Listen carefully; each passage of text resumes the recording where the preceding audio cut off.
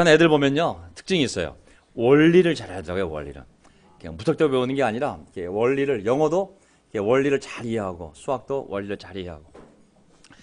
자, 이 하나님 말씀도요 이 원리가 있거든요. 사실은 이 원리들을 잘 이해하게 되면 우리의 노력들이, 그것이 성경에 대한 지식이 되었던 삶이 되었던 굉장한 유익함을 주거든요. 로마서는 그런 원리들을 우리에게 알려줍니다. 자, 오늘 로마서 7장 마지막 부분과 8장까지 할 텐데요. 오늘 설교 제목은 누가 이 죽음에 빠진 몸에서 나를 구해줄 수 있습니까? 비참함이요, 비참한 사람이요, 누가 이 죽음에 빠진 몸에서 나를 구해줄 수 있습니까? 아주 절박한 울부짖음 아닙니까? 이 울부짖음은 강도의 울부짖음이나 엄청난 죄인의 울부짖음이 아니라 바로 사도 바울, 기독교 역사 속에서 가장 영성이 뛰어났던 사도 바울의 고백입니다. 비록 내가 사도이지만 육신적으로 보면 이 죽음의 몸에서 나를 구할 사람 누가 있습니까? 이게 바로 그의 고백이었거든요. 자, 왜 이런 고백이 나왔는지 한번 보면서 오늘 설교 주제는요, 죽음의 몸과 생명의 성령님입니다. 자, 죽음과 생명의 반대 아니겠습니까? 이 몸에는, 이 몸을 성경은 죽음의 몸이라고 그랬거든요. 육신은 세례는 받았지만 영혼은 구원받았지만 속사람은 새 사람이지만 우리의 겉사람, 이 몸은 죽음의 몸이거든요. 이거 반대되는 게 바로 생명의 성령님입니다. 성령님을 생명을 주는 생명의 성령님이라고 그러거든요. 성경 본문의 말씀입니다. 그래서 이 주제를 가지고 오늘 제자의 삶에 있어서 어떻게 이 몸을 이겨내고 생명력 넘치는, 영적인 생명력 넘치는 삶을 살 것인가, 그 키는 바로 성령님 그리고 하나님의 사랑에 있는 것이죠.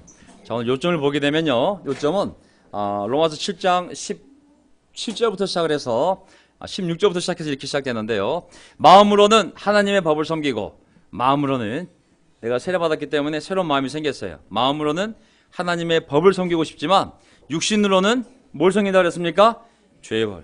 아무리 놀라운 세례받았어도 세례받는 그 다음 순간부터 육신은 하나님의 법을 섬기는 것이 아니라 죄의 법으로 돌아가고 싶은 욕망이 꿈틀거리고 있는 것이죠. 하지만 우리는 생명을 주는 성령의 법을 따라 살 때만이 바로 하나님을 섬기는 삶을 살 수가 있습니다. 두 번째 포인트, 생명을 주는 성령의 법. 세 번째는 우리의 제자의 삶은 육신을 따라 사는 삶이 아니라 성령을 따라 사는 영적인 삶인 거거든요. 그래서 이 내용들이 바로 로마서 7장 16절부터 시작을 해서 로마서 8장 4절까지 나오는 본문들 중에서 요점이 되는 구절을 제가 한번 정리해 본 겁니다. 자, 15분 됐습니다. 한번 본문으로 들어가 볼까요? 아이고, 비도 오는데 오늘 어쨌든 먼 길 오셨는데 우리 한번 본문을 또 들어가 보도록 하겠습니다. 자, 만일 내가 원치 않는 것을 하게 되면, 로마서 7장 16절입니다.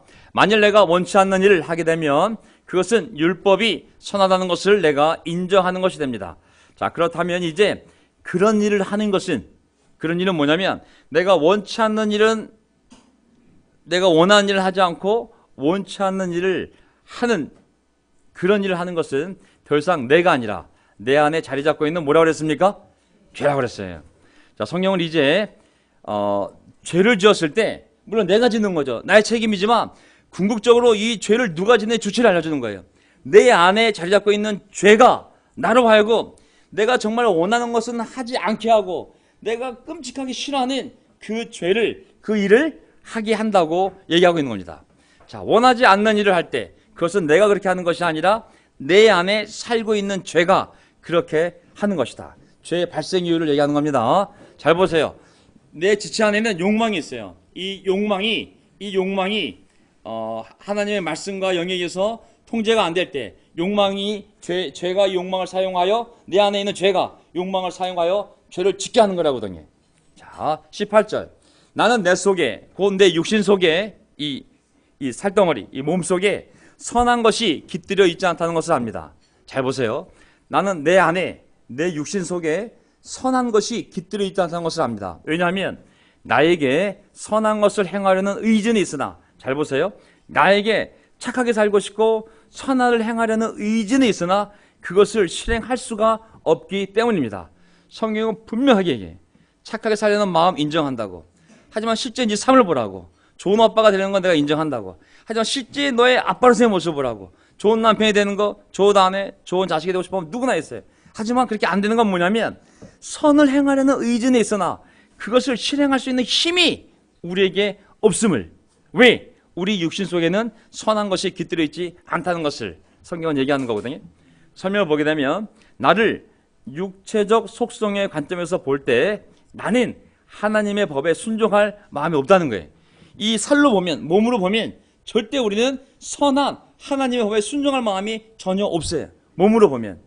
그러나 우리에게 선물로 오셔서 우리 안에 내재하시는 성령님의 역사로 말미암아 하나님의 선한 율법이 요구하는 바를 우리 스스로 원하는 마음이 생기게 하시고 또한 실천할 수 있는 능력도 갖게 된 것이라는 것입니다. 자, 하나님 믿기 전에 성경책 보고 싶은 사람 손 들어보세요. 절대 보고 싶지 않고 성경책. 근데 세례 받은 다음부터 성경책이 아름다워 보이지 않습니까? 세례 받기 전에 하나님의 영이 없을 때는 그 말이 무슨 말인지 정말 읽어도 이해도 안 되고 이해가 됐어도 별로 와닿지 않는 내용들이지만 정말 성령이 안에 계시면 한 구절에도 눈물이 흘리고 어떤 건 정말 하나님 직접 나한테 하시는 말씀인 것 같기도 하고 굉장히 내 마음에 연결돼 버리잖아요. 그러면서 나한테 누가 시킨 것도 아닌데 그 말씀을 읽고 스스로 이렇게 살아야지, 이렇게 하고 싶어, 이런 마음이 생기게 하는 것은 육신이 아니라는 거예요. 눈도 아니고 머리도 아니고 이 육신이 아닌 거예요. 그거는 우리 안에 계신 성령께서 우리를 도우셔서 그런 마음을 불러일으키고 우리의 중생한 영혼이, 세례받았기 때문에 중생한 영혼이 그런 것을 결정하고 그리고 육신을 쳐서 끌고 갈 수 있는 또 삶이 이어지는 거거든요. 그래서 우리가 이해될 건 뭐냐면 내 육신 속에는 선한 것이 있다 없다? 없다고 봐야 돼요. 육신은 중립이 아닙니다. 육신을 가만히 내버려 두면 흘러가는 물에 종이를 띄우면 흘러가잖아요. 육신을 가만히 내버려 두면 100% 죄를 행하게 돼 있어요. 그래서 모든 사람은 죄를 질 수밖에 없습니다. 그 사람만 특히 악해서가 아니라 모든 사람이 7장 19절 나는 내가 원하는 선한 일은 하지 않고 도리어 원하지 않는 악한 일을 합니다. 이게 사람의 모순이에요. 나는 내가 원하는 선한 일은 하지 않고 도리어 원하지 않는 악한 일을 합니다. 마찬가지입니다. 대인관계 속에서도 아내한테 가서 정말 오늘 사랑한다 얘기해야지 하다가 얼굴 딱 보는 순간 화가 나면은 이 선을 행하는 것이 얼마나 어려운지 알 수가 있어요. 사실은 나오는 말은 오히려 상처 주는 말로 가잖아요. 도리어 원하지 않는 악한 일을 합니다.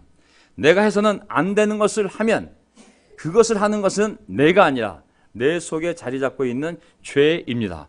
분명하게 얘기잖아요. 내가 해서는 안 되는 것을 하면 내가 하는 것이 아니라 내 안에 죄가 내 육신의 욕망을 자극해서 하게 하는 거예요. 물론 내가 하는 거지만 내 책임이지만 내 안에 있는 죄가 내 욕망을 이용해서 나를 충동해서 그 길로 가게 하는 거거든요. 나하고 죄를 분리시키는 거예요. 하나님은 우리를 정죄한 게 아닙니다. 우리가 지은 죄를 정죄한 거고 우리 안에 있는 죄를 하나님이 심판하고 정죄한 것이지 우리를 정죄하면 다 죽었어야 되잖아요. 그렇죠?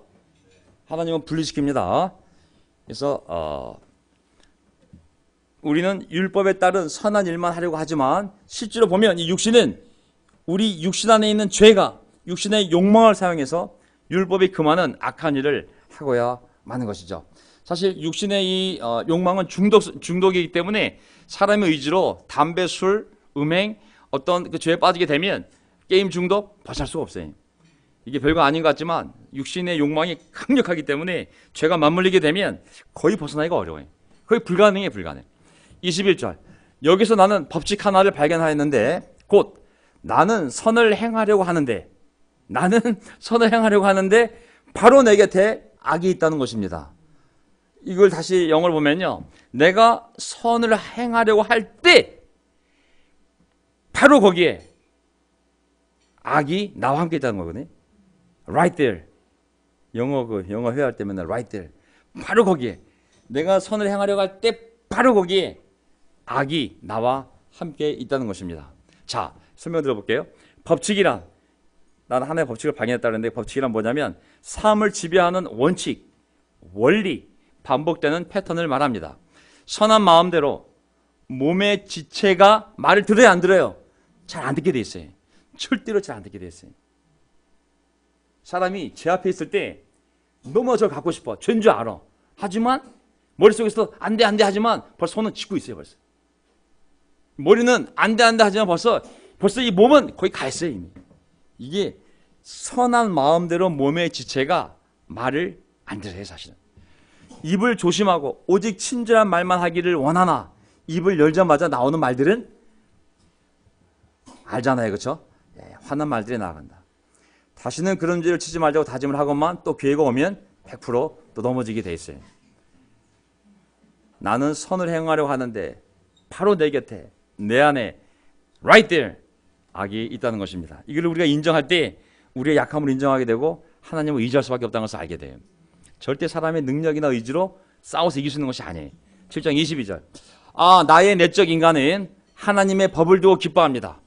그러나 내 지체 안에는 이 몸 안에는 또 다른 법이 작용하고 있어서 내 마음의 법과 전쟁을 벌이고 또 다른 어떤 법이 있는데 그 법이 나를 내 지체 안에서 작용하는 죄의 법의 포로로 만드는 것을 봅니다. 잘 보세요. 나의 내적 존재라고 그랬어요. 자, 나의 내적 존재는 하나님의 법을 두고 기뻐합니다. 내가 세례받았어. 이제 영원히 구원받았어. 내 마음에 새로운 마음이 생겼어. 나 하나님의 말씀을 보고 싶고 하나님의 말씀대로 살고 싶어. 하나님의 법을 기뻐합니다. 그러나 내 이 몸은 아직 구원받지 못했기 때문에 이 하나님의 법이 아니라 또 다른 법이 작동하고 있어요. 근데 그 법이 내 지체 안에 작동하는 법이 내 마음의 법과 전쟁을 벌이고 전쟁이라고 그랬어요.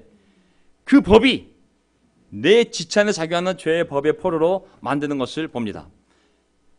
그래서 우리가 우리 존재를 우리의 본성을 잘 이해해야 돼요. 인간의 두 본성에 두 측면이 있어요. 하나는 내적 존재, 내적 인간이 있고 나라고 표현할 때 내가 나라고 표현할 때 나에는 두 가지 본성이 있는 거. 하나는 육신, 내적 존재인 새로운 사람, 내적 인간이 있고 다른 측면은 육적인 몸을 의미할 수가 있어요. 내 안에 두 개가 있는 거예요. 자, 내적 인간, 내적 존재는 영어로 보면은 영어가 아니라 그 성경 표현을 보면 속사람이라고도 표현이 됐고 겉사람은 늙어가나 속사람은 날마다 새로워진다 그랬잖아요. 강해지고 속사람 아니면 영 아니면 영혼 아니면 마음으로도 표현할 수가 있어요. 이 내적 인간을 중생을 거쳤으면 이 속사람이 새 사람이 되는 거고 중생을 거치지 않았으면 옛사람이 되는 거거든요. 그렇죠? 우리는 세례 받았기 때문에 중생 다시 태어났기 때문에 새 사람이 된 거고 우리 속사람이 세례 안 받았으면 옛사람으로 살아가는 것이잖아요. 그렇죠? 자, 우리를 지배하려는 두 가지 종류의 법이 있습니다. 우리 삶을 보세요. 하나님의 법. 우리 마음의 법은 하나님의 법을 순종하고 싶어요. 내 속사람, 거듭난 이 속사람은 하나님의 법대로 살고 싶어요. 그게 내 마음의 법이에요. 근데 육신의 법이 있어요. 육신의 법. 이 육신의 법은 뭐냐면 계속 죄의 법을 따르고 싶은 거예요. 이 육신의 법은 우리를 이 죄의 법에 종속되게 만드는 거거든요. 그래서 실질적으로 이렇게 딱 서 있을 때 내 안에 두 가지 법이 작동하고 있는 거예요. 어떤 게 센지는 어떤 것이 세면 그쪽 경향의 사람이 되는 거거든요. 예를 들면 마음의 법, 하나님의 법이 더 강하면 순종적으로 영적인 삶을 사는 거고 육신의 법이 강하면 다시 육적으로, 물질적으로, 현세적으로 돈을 사랑하고 이 땅에 있는 걸 사랑하고 그리워하고 그걸 추구하고 탐닉하고 사는 것뿐이거든요. 그래서 지혜로운 삶은 계속 성령의 도움을 받으며 마음의 법이 하나님의 법에 종속될 수 있도록 내 삶을 끌고 가는 게 영적인 삶인 거고 육신의 법대로 그냥 쭉 가다 보면 육신이 원하는 것 채워주다 보면 어느덧 우리는 죄의 법, 죄의 포로로 살아가는 삶을 볼 수가 있는 것이죠. 자, 다시 한번 정리해 보면 이렇습니다. 내적 존재인 영혼은 우리 영혼은 마음의 법, 하나님의 법을 따르려고 하고 이 외적이고 물질적 존재인 이 육신은 죄의 법을 따르려고 합니다. 이해가 되시죠? 그렇죠? 자, 중생한 영혼, 세례받은 우리 영혼은 기쁨과 열정으로 하나님의 법을 기꺼이 따르려고 합니다. 그러나 죄의 법은 중생하지 못한 몸의 각 지체 안에서 지금도 작용하고 있습니다. 이 긴장을 전쟁이라고 성경은 표현하고 있는 것입니다. 우리는 영적 전쟁터에 있는 것입니다. 지금도 마찬가지잖아요. 우리의 영혼은 설교에 집중해야지. 하지만 손가락은 스마트폰으로. 모든 게 영적 전쟁인 거예요. 제가 큐티할 때 집중할 수 있는 시간이 많지가 않아요. 집중하는 것 같지만 금방 어느덧 눈은 이 성경책 읽고 있는데 생각은 딴 거 하고 있어. 저 전화해야 되는데 어저께 무슨 얘기 들었지? 이게 날마다 영적 전쟁이거든요. 사실은 무뎌지면 영적 전쟁인 것조차도 분별이 안 되지만 예민해지면 모든 것이 영적 전쟁임을 알 수 있게 돼요. 이 긴장을 항상 느끼는 거죠. 죄의 법이 작용한다는 것은 선을 행하려는 나의 선한 의지를 공격하고 때론 포로로 만듭니다. 포로가 된다는 것은 때론 선을 행하는 것을 포기하는 것을 말하며 때론 율법 말씀에 반하는 일을 하는 것을 바로 죄가 우리를 공격해서 선한 의지를 꺾어버리고 말씀을 읽지 않게 하거나 기도를 하지 않게 만들거나 영적인 노력을 하지 않게 만들거나 선한 것을 아싸리 포기하는 것, 이것은 바로 이미 죄의 포로로, 죄의 법의 포로로 넘어가고 있다는 것을 얘기해주고 있는 것이죠. 누가 알 수 있을까요? 각 사람의 양심만이 알 수가 있는 거예요. 그래서 저는 성경에서 보면 중요한 두 요소가 신앙보다는 양심이, 형제들과 함께 우리가 교제할 때 얘기하지만 신앙보다는 양심이 더 중요할 수도 있다고. 왜냐하면 양심을 잃어버린 신앙은 믿는 것은 중립적인 거거든요. 믿음에서 열정이 생길 수도 있고 이 선한 마음과 결부되지 않으면 이 믿음이 파산을 당하게 되어 있거든요. 7장 24절 나는 과연 비참한 사람입니다. 누가 이 죽음에 빠진 몸 나를 구해줄 수 있습니까? 이 몸 자체를 어떻게 표현했냐면 죽음에 빠진 몸이라고 그랬거든요. 그만큼 육신은 강력한 죄성을 가지고 강력한 이런 sinful desire, 정말 죄를 향하려는 욕망을 가지고 꿈틀대고 있고 죄는 내 안에 도사리면서 언제든지 그것을 자극해서 죄를 지을 수 있도록 이 긴장이 날마다 우리 삶에 있는 것이죠. 어떻게 보면 몇 시간 있을 수도 있어요. 텔레비를 볼 때마다 있을 수도 있고 지나가면서도 있을 수도 있고 정말 항상 영적 상태, 영적 싸움인 거죠. 자, 바울이 비록 구원받은 놀라운 사도였지만 그 역시 그 죄의 법과의 싸움에서 하나님의 도움이 필요함을 말하고 있습니다. 그의 영적 싸움의 대상은 바로 옆에 있는 형제나 자매가 아니라 죽음에 빠진 몸이었습니다. 우리의 육신도 이처럼 죄의 세력에 강하게 잡혀 있습니다. 육신이, 영혼이 아닙니다. 육신이. 그도 끊임없이 육신의 욕망을 통해서 자신의 영혼을 속박하려는 그 악의 세력으로부터 구원받기를 간절히 바라고 있습니다. 잘 보세요. 그도 끊임없이 육신의 욕망을 통해서 자신의 영혼을 속박하려는 그 악의 세력으로부터 구원받기를 간절히 바라고 있습니다. 그 싸움에서 혼자 힘으로 이길 수가 그는 없었습니다. 수도나 벽을 보고 고행을 하면서 금욕주의로 가면서 벽 보고 수행한다고 될 문제가 아닌 거예요. 이거는 육신이 있는 이상 벽을 바라보고 있던 금식을 하던 육신의 욕망은 사라지는 것이 아니거든요. 죽기 전까지는 이 육신의 욕망을 통제할 수 있는 힘이 우리한테는 없어요. 그 힘은 누구에게 있습니까? 바로 성령을 통해서만 우리가 얻을 수 있는 거거든요. 사실 육신이 얼마나 강력하냐면 저도 형제들 만나고 이제 집에 12시 넘어 제가 이제 가끔 자전거 타고 형제들 만나갈 때가 있거든요. 그럼 집에 자전거 타고 집에 오면 1시간 넘게 오기 때문에 땀이 많이 나고 샤워하면 상쾌하지만 무지한 배가 고파요. 근데 잠이 안 오거든요, 사실. 그러면 이거 버텨야 되는데 육신의 욕망은 너무 커. 그냥 처음에 뭐 좀 마시지 이걸로 시작을 해서 뭐 좀 먹지. 이야, 이게 날마다 싸움이야, 날마다 이거. 야, 이 영적 싸움은 정말 이 날마다 싸움이야. 아침 일하는 것부터 시작을 해서 잠자기 전까지 날마다 싸움이야. 눈으로 보는 것에서부터 싸움. 날마다 싸움이야, 이거 진짜. 7장 25절 우리 주 예수 그리스도를 통하여 나를 건져주신 하나님께 감사를 드립니다. 그러니 나 자신은 마음으로는 하나님의 법을 섬기고, 잘 보세요. 내 자신을 분리시킵니다. 두 가지로. 마음으로는 내 자신이 두 개, myself가 두 개 있어요. 내 자신이 마음으로는 하나님의 법을 섬기지만 육신으로는 아직도 죄의 법을 섬기고 있습니다. 우리가 이 긴장 상태를 항상 인정을 하고, 사도 바울도 이렇게 고백하지 않습니까? 야, 내가 예수님 아니었다면, 하나님의 사랑이 아니었다면 내가 이 육신의 강력한 욕망과 이 몸 안에 있는 죄, 선한 것이 하나도 없는 몸뚱아리가 날마다 죄짓기를 원하는데 내가 그걸 어떻게 버티냐고. 율법은 죄를 지으면 죽음이라고 그러는데 이걸 내가 어떻게 견딜 수 있을까? 그리스도 예수를 통하여 나를 건져 하나님께 감사를 드립니다. 지금도 내 자신을 나눠보면 마음으로는 하나님 법 너무 좋아. 하지만 육신적으로 보면 죄를 짓고 싶은 그 법에 종속되어 있다고. 무슨 아시겠죠? 자, 물론 우리의 죽을 몸에서 구원받은 것은 성령님의 내재를 통해, 그리고 궁극적으로는 종말의 때에 우리가 벗을 또 새 몸을 입지 않습니까? 몸의 구원을 통해 가능한 것입니다. 그러나 그 구원들은 오직 예수 그리스도를 통해서 주어진 선물들입니다. 여기서 나 자신은 한 사람의 한 인격체이지만 마음과 육신으로 나뉘어질 수 있는 것이거든요.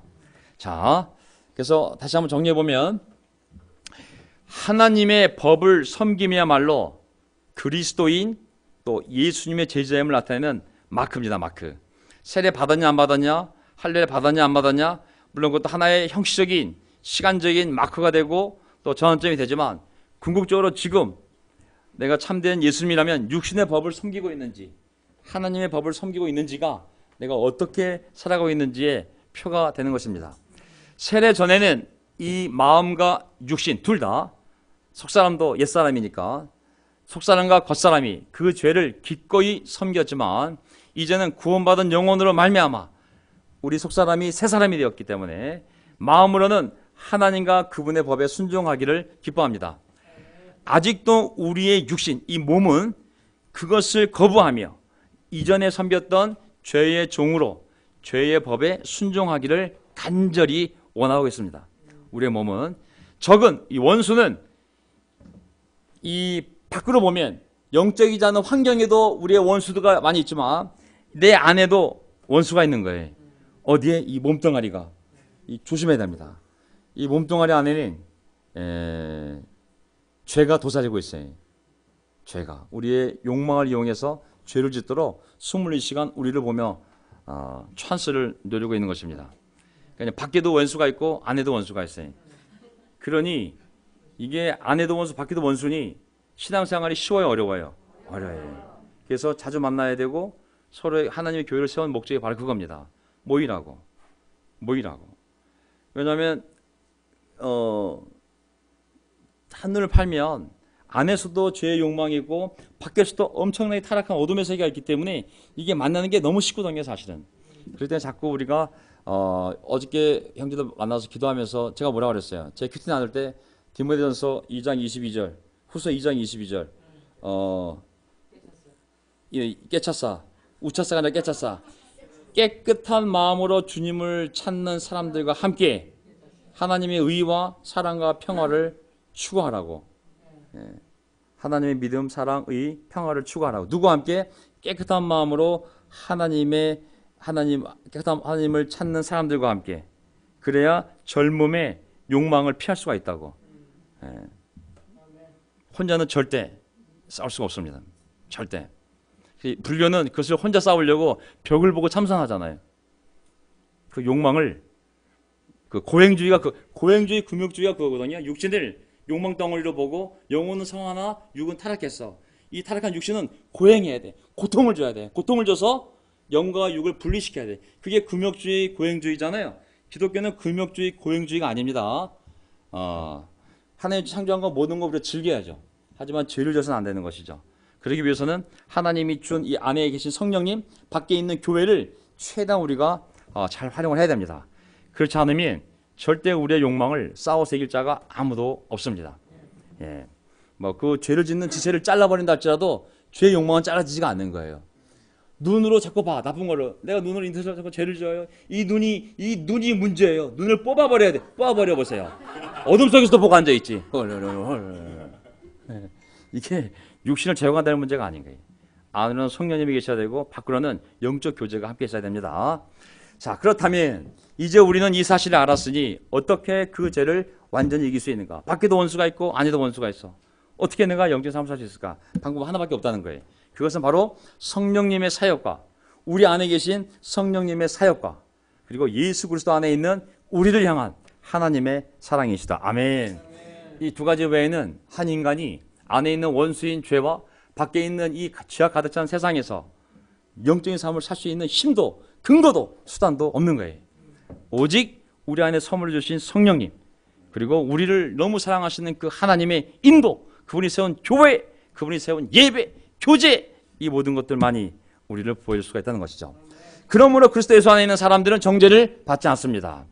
자, 그리스도 예수 안에 있는 사람들은 정죄를 받지 않습니다. 왜냐하면 나는 얼마나 비참한 사람인가요? 예수 그리스도를 통하여 나를 이 죽음의 몸에서 구원해 주신 하나님께 감사드린다고 그랬잖아요. 왜 그리스도 예수를 통하여 나를 구원할 수 있었냐면 그리스도 예수 안에 있는 사람들은 예수를 통하여 모든 죄를 용서함 받았고 또 예수를 통하여 성령을 받았기 때문에 이미 죄에 대해서는 정죄가 이루어지지 않는 것이죠. 그러므로 예수 그리스도의 구원 사역으로 말미암아 어떤 종류의 것이든 하나도 정죄를 받지 않습니다. 비록 죄가 우리 육신에 살면서 우리가 혐오하는 죄를 아무리 많이 졌다 하더라도 그 죄가 우리를 정죄하지 못하는 것은 과거의 죄에 대하여 예수님께서 이미 그 죄들을 위해 죽으셨고 지금은 미래에는 우리가 그리스도에게 속해서 성령님과 함께 살기 때문에 더 이상 과거에 대한 죄에 대한 정죄도 미래에 일어날 죄에 대한 정죄도 우리 삶에 일어나지 않는다는 거예요. 어떤 사람이 세례받고 고통이 다가왔어. 내가 죄를 져서 하나님 나에게 형벌을 주나? 하나님은 더 이상 세례받은 자들을 정죄하지 않습니다. 아멘. 정죄는 세례받을 때 십자가 위에서 우리 죄에 대한 정죄가 다 끝났어요. 그래서 고난이 왔을 때 내가 해결하지 않은 죄 때문에 나를 정죄하시나? 그는 인간적인 생각인 거예요. 그리스도 예수 안에 있는 자들은 이 사실을 확신할 수 있는 것입니다. 이 생을 살면서 겪는 어떤 재앙이나 고난도 하나님이 보내신 정죄, 형벌로 해석하면 안 되는 거예요. 왜? 예수 안에 있는 사람들은 정죄를 받지 않기 때문에 이미 십자가에서 해결되었고 이제 성령님 안에서 우리 이겨낼 수 있기 때문에 8장 2절 끝납니다. 이제 왜냐하면 그리스도 예수님 안에서 생명을 주시는 성령의 법이 또 새로운 법이 나와요. 그거는 성령의 법인데 그 성령은 생명의 성령의 법이 그대를 죄와 죽음의 법에서 해방시켜 주었기 때문입니다. 자, 더 이상 정죄가 없어요. 왜? 우리가 예수 안에 있기 때문에. 예수 안에 있는데 왜? 예수 안에 있다면 그것은 무엇을 의미하냐면 그 사람은 이미 생명을 주시는 성령의 법이 그 사람을 죄와 죽음의 법에서 해방시켜 주었다고 얘기를 하고 있습니다. 그러니까 우리 삶을 지배하는 하나의 법이 있는데 그 법은 뭐냐면 생명의 성령의 법이 우리를 죄를 짓게 만들고 또 죄를 짓게 만들고 결국은 하나님의 심판을 통해 죽음에 이르게 하는 죄와 죽음의 법에서 우리를 자유롭게 해방시켜 주었기 때문에 더 이상 우리에게는 정죄가 없다는 것이죠. 자, 죄와 죽음의 법. 우리는 죄와 죽음의 법을 따르고 있습니까? 아니면 생명을 주시는 성령의 법을 따르고 있습니까? 예, 우리는 지금 성령의 법을 따르고 있는 것이죠. 어머니, 어떤 법을 따르고 있습니까? 성령의 법을 따르고 있습니다. 성령은 죽은 사람을 살리는 게 성령인 거예요. 죄는 멀쩡한 사람을 죽이는 게 죄인 거예요. 옛날에는 우리가 죄법을 따르면서 멀쩡한 사람을 다 죽였잖아요. 멀쩡한 관계들이 다 죽었잖아요. 그냥 다 죽은 게 그냥 죄의 법이에요. 마지막은 뭐예요? 그냥 죽음이에요, 죽음. 그 법을 따라서 20년, 30년, 50년, 60년 살다가 예수를 만나서 세례를 받고 이제 우리 삶에 생명을 주는 성령의 법이 우리 어머님 삶에 강력하게 역사하고 있는 줄 믿습니다. 아멘. 옛날에 막 저주하던 입이 이제는 아들 살려달라고 생명을 위한 기도를 하게 되잖아요. 언어들이 생명의 언어가 되지 않았습니까? 예, 우리의 삶이 생명의 삶으로 바뀐 거죠. 자, 그러나 예수님의 십자가 사역과 성령의 구원하는 역사를 말미암아 죄를 지어도 용서를 받고 회복함으로 생명을 유지하는 바로 이 생명의 성령의 법의 지배를 우리가 받고 있는 것입니다. 우리 삶에 내주하시는, 우리 안에 내주하시는 성령의 법은 내주하는 죄의 법을 부수고 생명의 원리와 권세가 죄의 원리와 권세를 누리고 나를 지배하고 있는 것입니다. 아멘. 여기 앉았다는 것은 뭘 의미하는 거예요? 이 구절이 이루어진 것을 얘기하는 거예요. 여기 앉아 계신 모든 분들은 이 구절이 그대로 100% 이루어진 거예요. 예수님의 십자가 사역과 성령의 구원하는 역사를 알미암아 우리가 죄를 지었어도 용서를 받고 그렇기 때문에 죄와 사망의 법이 우리에게 작동할 수가 없어요. 회복시키거든요, 우리를. 그리고 생명을 유지하는 성령의 법의 지배를 받고 있습니다. 내주하시는 성령, 우리 세례받을 때 성령을 받았어요, 안 받았어요? 받았잖아요. 성령 안 가시, 어디 주무시도 하늘로 안 가시잖아요? 24시간 나랑 함께하고 있잖아요. 그를 내주라고 표현 쓰잖아요. 내주하시는 성령의 법은 또한 내주하는 또 하나의 법이 있어요. 그게 뭐예요? 죄의 법이에요. 육신 안에 빨판처럼 붙어있는 죄가 있어요. 이 죄의 법을 부수고 생명의 원리와 권세가 죄의 원리와 권세를 누리고 나를 지배하고 있기 때문에 여기에 와 있는 줄 믿습니다. 아멘. 못 오신 분들은 뭐가 지배하고 있을까요? 함부로 얘기할 얘기가 아니죠, 그렇죠? 잘못 얘기하면 다 인터넷 방송 듣고 있기 때문에 조심해야 됩니다. 자, 어쨌든 인터넷 방송을 듣고 계신 분들 또 어쨌든지 간에 이 시간에 어떤 형태로든지 간에 주중 예배에 마음으로 함께하는 분들은 바로 내주하시는 성령의 법이 그 사람 안에 있는 죄의 법을 부수고 생명의 원리와 권세가 죄의 원리와 권세를 누르고 그 사람을 인도하는 영적인 삶을 살고 있는 것이죠. 하지만 어떤 분이 야 무슨 이 시간에 무슨 주중 예배냐 힘들어 죽겠는데 텔레비나 보고 있자 하면 이게 거꾸로 되는 거예요. 이게 다시 권세, 이 죄의 원리와 권세가 이 생명의 원리와 권세를 누르고 그 사람을 지배할 때 그런 현상이 벌어질 수 있는 것이죠. 여기 왔다는 것은 엄청난 것을 증명하고 있는 겁니다. 이제 끝났습니다. 3절 4절 마지막이죠. 아이고야. 이게 패키지이기 때문에 여기서 끝내야 됩니다. 이는 육이 아니라 성령에 따라 살아가는 우리 안에서. 잘 보세요. 우리가 누구냐면 육이 아니라 성령에 따라 살아가는 우리라 그러거든요. 육신이 아닙니다. 육이 아니라 성령에 따라 살아가는 우리 안에서 율법의 의의 요구가 충족되게 하기 위해서였습니다. 잘 보세요. 우리가 육을 따라 사는 사람입니까? 성령에 따라 사는 사람입니까? 육을 따라 사는 사람들은 영적인 예배에 굳이 육신이 가라고 얘기하지 않습니다. 육은 우리를 예배로 인도하지 않아요. 육은 우리를 영적인 것으로 인도하지 않아요. 육은 육적이고 물질적이고 현실적인 것으로 인도하지 절대 영적인 것으로 인도할 수가 없어요. 둘은 싸우는 거거든요. 교회로 인도하는 것은 성령인 거예요. 예배로 인도하는 것은 성령인 거예요. 성경을 인도하는 것은 성령인 거예요. 우리는 성령을 따라왔기에 이 자리에 앉아 있는 것이죠. 아멘. 더 설명할 내용이 있는데 시간 없기 때문에 나중에 하겠습니다. 8장 5절. 육신을 따라 사는 사람은 육신이 바라는 것을 생각하나 성령을 따라 사는 사람은 성령이 바라는 것을 생각합니다. 잘 보세요. 우리는 절대로 육신을 따라 사는 사람이 아닙니다. 우리는 성령을 따라 사는 사람이기 때문에 성령이 바라는 것을, 성령이 desire, 성령이 원하는 것을 우리가 생각 자체가 어디로 가냐면 육신이 바라는 걸 생각하는 것이 아니라 성령이 바라는 것을 우리 생각이 가게 됐다고 했어요. 생각하다는 우리의 생각과 관심을 어디에 집중하다는 뜻이거든요. 어디에 사로잡혀 있다는 뜻이거든요. 결국 마음에 무엇이 채워져 있느냐는 육신을 따라 사는 사람은 육적인 것이 마음에 가득 차 있는 거예요. 뭘 먹을까? 어디 놀러 갈까? 계속 육신을 위해서. 하지만 성령을 따라 사는 사람은 성령의 바람과 가득 차 있는 거예요. 꿈, 바라는 것이 뭐냐면 디자이가 의식적인 목표들, 우리의 흥미, 우리의 욕망, 우리의 태도들, 우리의 관점 등등. 육신적인 사람은 몸과 물질에 관한 먹는 것, 입는 것, 소유하는 것 등과 관련이 될 것이다. 성령을 따라 사는 자는 그분에 의해 쓰여진 말씀에 계시된 진리에 의해 그러한 것들이 결정될 것이다. 따라서 우리의 마음과 생각이 어디에 사로잡혀 있고 무엇으로 우리의 마음과 생각이 더 많이 가득 차 있는지는 우리가 육신을 따라 사는 사람인지 아니면 성령을 따라 사는 사람인지를 우리의 마음을 보면 알 수가 있어요. 어쨌든지 간에 우리는 성령을 따라 살기 위하여 계속 영적인 노력을 해 나가야 될 줄 믿습니다. 아멘. 아이고 끝났네요.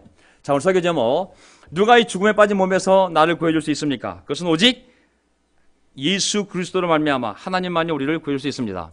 자, 우리 몸은 죽음의 몸입니다. 이 몸은 벗기 전까지는 계속 욕망을 가지고 우리가 영적인 삶과 반대쪽으로 갈 수 있도록 우리에게 계속 자극할 거거든요, 죄가. 하지만 우리 안에는 생명의 성령님이 있습니다.